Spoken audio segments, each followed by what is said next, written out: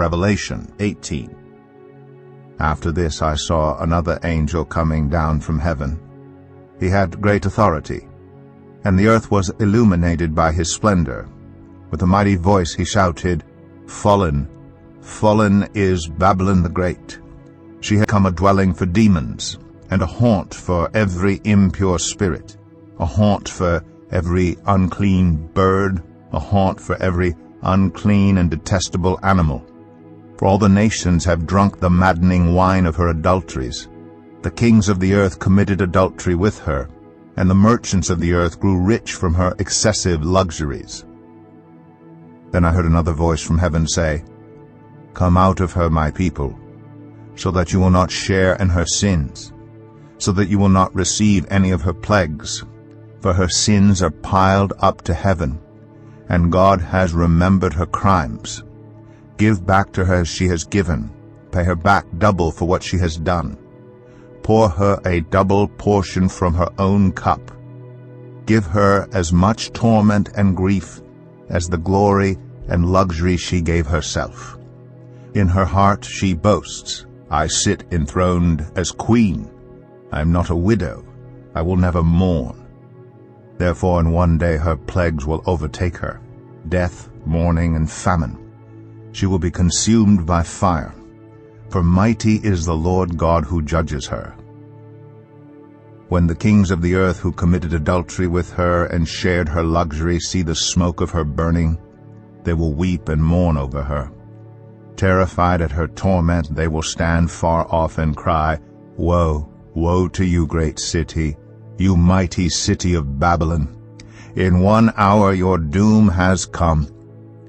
The merchants of the earth will weep and mourn over her because no one buys their cargoes anymore, cargoes of gold, silver, precious stones, and pearls, fine linen, purple, silk, and scarlet cloth, every sort of citron wood, and articles of every kind made of ivory, costly wood, bronze, iron, and marble, cargoes of cinnamon and spice, of incense, myrrh, and frankincense, of wine and olive oil, of fine flour and wheat, cattle and sheep, horses and carriages, and human beings sold as slaves. They will say, 'The fruit you longed for is gone from you. All your luxury and splendor have vanished, never to be recovered.' The merchants who sold these things and gained their wealth from her will stand far off, terrified at her torment.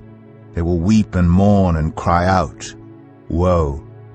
Woe to you, great city, dressed in fine linen, purple and scarlet, and glittering with gold, precious stones, and pearls. In 1 hour such great wealth has been brought to ruin.' Every sea captain and all who travel by ship, the sailors, and all who earn their living from the sea, will stand far off.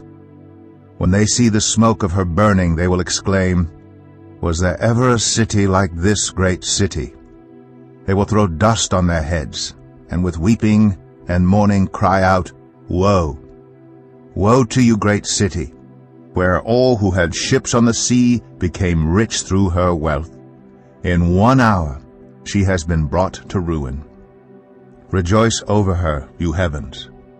Rejoice, you people of God. Rejoice, apostles and prophets, for God has judged her with the judgment she imposed on you." Then a mighty angel picked up a boulder the size of a large millstone and threw it into the sea, and said, "With such violence the great city of Babylon will be thrown down, never to be found again. The music of harpists and musicians, pipers and trumpeters will never be heard in you again. No worker of any trade will ever be found in you again. The sound of a millstone will never be heard in you again. The light of a lamp will never shine in you again. The voice of bridegroom and bride will never be heard in you again. Your merchants were the world's important people. By your magic spell all the nations were led astray. In her was found the blood of prophets and of God's holy people, of all who have been slaughtered on the earth."